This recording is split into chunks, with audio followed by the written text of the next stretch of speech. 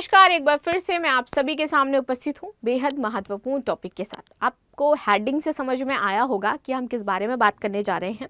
देखिए, वाकई विनेश फोगट ने हमारा दिल जीता, लेकिन वो जो 100 ग्राम उनका वजन ज़्यादा था, कहीं ना कहीं आप देख सकते हो कि ये रिस्पॉन्सिबिलिटी है हमारी। रूल्स आर रूल्स, हम रूल्स के अगेंस्ट नहीं जा सकते हैं, चाहे वो 10 किलोग्राम 50 किलोग्राम या फिर ऐसा कुछ भी हो। ठीक है, तो इस तरीके से मैं ये जस्टिफाई नहीं करी उस चीज़ को कि वो सही हुआ या गलत हुआ, ये तो पैनल के ऊपर है, जो भी होना था हुआ। लेकिन निर्णय फाइनली आया, उस निर्णय में कहा गया कि उनको कोई सिल्वर मेडल नहीं दिया जाएगा।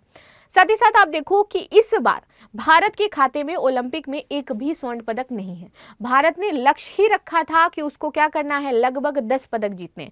लक्ष्य जब बड़ा होता है तो उसका कुछ बहुत तो हम अचीव कर ही पाते हैं, लेकिन हम वो भी नहीं जीत पाए। हम 10 मेडल भी नहीं जीत पाए और स्वर्ण तो हमारे पास एक भी नहीं है, जो कि बहुत ही एक तरीके से आपको कि ये दर्शाता है कि भारत में आज के समय में खेल की स्थिति क्या है। वो कहते हैं ना, खेलोगे कूदोगे बनोगे खराब, पढ़ोगे लिखोगे बनोगे नवाब वाली बात है ये। क्योंकि हमारे यहाँ पर खेल कल्चर ही नहीं है। हमारे यहाँ की जो सोसाइटी है वो खेल में करियर देखती ही नहीं है। उनको लगता है सरकारी नौकरी होगी तो ही बेहतर है।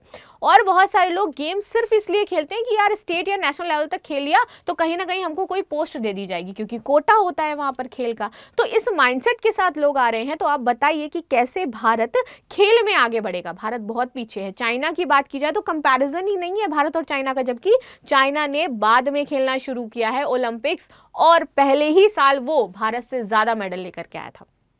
ठीक है, अब आप कह दोगे कि भारत के पास संसाधन की कमी है, तो ऐसा बिल्कुल भी नहीं है।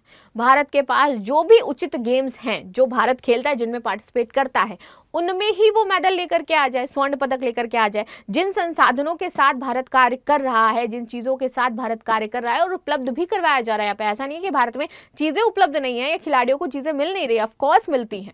लेकिन यहाँ पर कई बार देखो प्रॉब्लम ये हो जाती है कि मौका नहीं मिलता।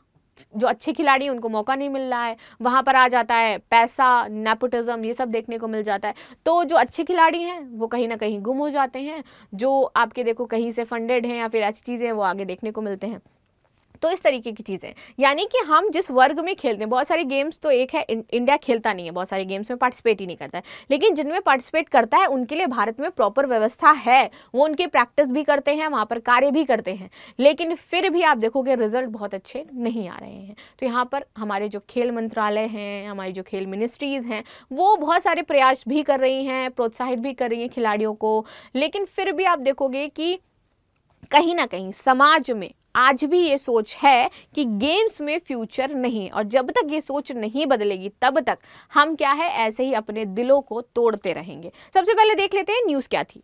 India is not even in the ring of the Olympic about with China, but why. Comparison तो करना ही पड़ेगा भाई, चाहे कितना भी बुरा हो, लेकिन ज़रूरी है। बाकी आपकी क्या राय है इन सारी बातों पर कि इंडिया में क्या गेम कल्चर है या नहीं है? अगर नहीं है तो क्यों नहीं है? और अगर आप गेम खेलते हो तो आपकी फैमिली आपको क्या कहती है? बस मेरे को बस इतना बता देना, बाकी मैं समझ जाऊंगी कि आखिर क्या चीज़ें चल रही हैं।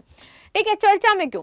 दुनिया की लगभग 18% जनसंख्या, 5वीं अर्थव्यवस्था, 7वां भौगोलिक क्षेत्र और 100 साल से ज़्यादा की ओलंपिक भागीदारी के बाद इंडिया ने पेरिस ओलंपिक में कितने गोल्ड जीते? 0, एक भी गोल्ड नहीं जीते हमने। ठीक है, मात्र 6 पदक जीते, जिसमें से एक हमारा सिल्वर था, नीरज जी लेकर के आए थे, और बाकी सभी ब्रॉन्ज थे। 71वां स्थान था हमारा। इसमें आप देखोगे जमैका और ग्रेनाडा जैसे छोटे देश भी हमसे कई आगे थे। ठीक है, लक्ष्य रखा था हमने मात्र 10 मेडल का, वो भी हम पूरा नहीं कर पाए हैं। आगे बात करते हैं इंडिया का ओलंपिक में इतिहास के बारे में कि कैसे कैसे इंडिया ने शुरू किया। ठीक है, भले ही हमने कम संसाधनों के साथ शुरू किया, लेकिन हमने खेला। ठीक है, प्रदर्शन भी हमारा ठीक ठाक रहा, लेकिन इस बार जितने अच्छे संसाधन भारत में मौजूद हैं उसके हिसाब से इस बार का जो प्रदर्शन है वो वाकई आप बताना क्या जस्टिफिकेबल है? आप उसे जस्टिफाई कर सकते हो कि नहीं अच्छा हुआ? चलो, पहली बार इंडिया ने वर्ष 1900 में भागीदारी की और 2 सिल्वर मेडल जीते, जो एक ही खिलाड़ी नॉर्मन प्रिचार्ड ने जीते थे एथलेटिक्स में। ठीक है, इनके नाम पर ये पहले रिकॉर्ड था, लेकिन अभी मनु भाकर ने ये रिकॉर्ड तोड़ा है। आगे बात करते हैं, व्यवस्थित भागीदारी सन आपकी 1920 में शुरू हुई। हॉकी टीम ने पहली बार सन 1928 में भागीदारी की और गोल्ड जीता, और इसके बाद लगभग 6 बार सिर्फ हॉकी टीम ही हमारे लिए गोल्ड लेकर के आई है। ठीक है, पहला जो व्यक्तिगत पदक आया था, ये तो टीम में था ना गोल्ड, लेकिन पहला कोई सिंगल इंसान सिंगल गेम में यदि पदक लेकर के आया था वो थे केडी जाधव। 1952 में लेकर के आए थे, कुश्ती में कांस्य के रूप में इन्होंने पदक जीता था, गोल्ड नहीं जीता था, कांस्य जीता था। ठीक है, आगे देख लेते हैं। इसके बाद दूसरे व्यक्तिगत पदक जीतने में हमें 55 साल लग गए। सोचो 55 साल लगे हमें उसके बाद पदक जीतने में, और वर्ष 1996 में लिएंडर पेस ने कांस्य पदक जीता। पहली महिला को व्यक्तिगत पदक जीतने में 52 साल लगे, और आजादी के बाद 80 साल शुरुआत के हिसाब से। जब साल 2000 में कर्णम मल्लेश्वरी ने वेट लिफ्टिंग में कांस्य पदक जीता। पहला व्यक्तिगत गोल्ड मेडल 88 साल बाद यहां पर आया, जब अभिनव बिंद्रा ने साल 2008 में शूटिंग में जीता था, सिल्वर 2004 में, और शूटिंग में ही राजवर्धन राठौड़ ने जीता था। हमने अभी तक जीते हैं मात्र 41, ठीक है, जो हमने मेडल अभी तक जीते हैं वो मात्र 41 मेडल जीते हैं, जिसमें से 13 अकेले हॉकी में है, जो कुल पदकों का 32% आपको शो करता है। इंडिया और चीन के खेलों की बात करी जाए तो यहाँ पर भारत और चीन की तुलना करने का मुख्य कारण लगभग दोनों की बराबर जनसंख्या है, भौगोलिक क्षेत्र, समान सामाजिक संस्कृति विरासत, और सबसे महत्वपूर्ण आजादी के समय दोनों की जो परिस्थिति थी वो सेम ही थी। ठीक है, इकोनॉमिकली, और ये देखा जाए अभी चाइना आ गया लेकिन उस टाइम सेम ही थी। ठीक है, आर्थिक हैसियत की बात की जाए, चीन ने पहली भागीदारी 1952 में की और इंडिया ने सन 1920 में। 1952 में 80 तक चीन ने ओलंपिक खेलों का बहिष्कार किया, और उसके बाद 1984 में पहली बार उन्होंने भाग लिया था, और भाग लेते ही उन्होंने 32 पदक जीते थे, जिसमें से 8 उनके गोल्ड थे। ठीक है, चीन ने जो सबसे खराब प्रदर्शन किया है वो किया है 1988 में, जब उन्होंने 28 मेडल जीते थे, और हमारा जो टारगेट ही रहता है वो रहता है 10 का, उसमें भी हम 6 जीत पाते हैं। और चीन का खराब जो प्रदर्शन है वो शायद भारत के लिए बहुत अच्छा होता अगर 28 जीता, और कहा जाता बहुत सारी बड़ाइयां हो रही होती भारत में। ठीक है, आगे देखते हैं। जो लोग सोचते हैं चीन हमसे बड़ी अर्थव्यवस्था है, तो उनकी जानकारी के लिए बता दूं कि 1980 के दशक तक चीन भारत अर्थव्यवस्था लगभग बराबरी ही थे, जब वहां पर चीन मेडल जीत रहा था। चीन का ऐसा प्रदर्शन किया तब हम कहाँ थे, तो बता दें वर्ष 1984 और 1992 तक हुए किसी भी ओलंपिक में भारत ने एक भी पदक नहीं जीता था। हम बिल्कुल भी खाली हाथ, सूखे हाथ वहां से लौट करके आए थे। उसके बाद ये सूखा खत्म होता है 1996 में लिएंडर पेस के द्वारा। 2008 में बीजिंग ओलंपिक में चीन ने पहला स्थान प्राप्त कर अपनी बादशाहत बनाए रखी, और हर ओलंपिक में आप देखो वो दूसरे तीसरे स्थान पर रहता है। इस बार भी वो क्या है, 2nd प्लेस पे है, और अमेरिका 1st प्लेस पे है। आगे बात कर लेते हैं, खेलों के लिए सरकार द्वारा क्या प्रयास किए जा रहे हैं। खेलो इंडिया चलाया जा रहा है, नेशनल स्पोर्ट्स डेवलपमेंट फंड यहाँ पर है, और स्पोर्ट्स अथॉरिटी ऑफ इंडिया है। इसकी स्थापना सन 1984 में सोसाइटी एक्ट 1860 के तहत की गई थी। ठीक है, यह जूनियर और सीनियर स्तर पर खेलों के प्रमोशन के लिए काम करती है, एवं इसके तहत आते हैं आपके नेशनल स्पोर्ट्स अकादमी और centre of the excellence scheme, जो ये देखते हैं। राजीव गांधी खेल अभियान, तो यह योजना ब्लॉक लेवल पर इंडोर और आउटडोर जो खेल हैं उनके लिए बुनियादी ढांचा प्रदान करती है। फिर आता है फिजिकल चैलेंज लोगों के लिए स्कीम, या उनके लिए ट्रेनिंग और सपोर्ट के लिए शुरू की गई थी। केंद्र समर्थित यह स्कीम है, इसे सन 2009 या 10 के बीच में शुरू किया गया था। इसके अलावा विभिन्न अवार्ड जैसे राजीव गांधी खेल रत्न, द्रोणाचार्य अवार्ड कोचों के लिए और अर्जुन अवार्ड आदि प्रदान किए जाते हैं। ठीक है, भारतीय खेलों की कमियों की बात करें तो सबसे बड़ी कमी है आर्थिक असुरक्षा। यहाँ पर ज्यादातर खिलाड़ी ये सोचते हैं कि हमारी जो आर्थिक स्थिति है वो ठीक नहीं रहेगी, फुल टाइम जॉब के जैसा वो नहीं देख पाते हैं अपनी चीज़ों को, इसलिए यहाँ पर दिक्कतें हैं वो देखने को मिलती हैं। कोई निश्चित इनकम रहती नहीं है, अगर आप फेमस हो गए देन वेल एंड गुड, नहीं हुए तो आपकी स्थिति ठीक नहीं है। ठीक है, उदाहरण विंटर ओलंपियन शिव केशवन को अपनी ट्रेनिंग और भागीदारी के लिए क्राउन फंडिंग की मदद लेनी पड़ी थी एक बार। ठीक है, आगे आ जाते हैं, महिलाओं की सुरक्षा का मुद्दा।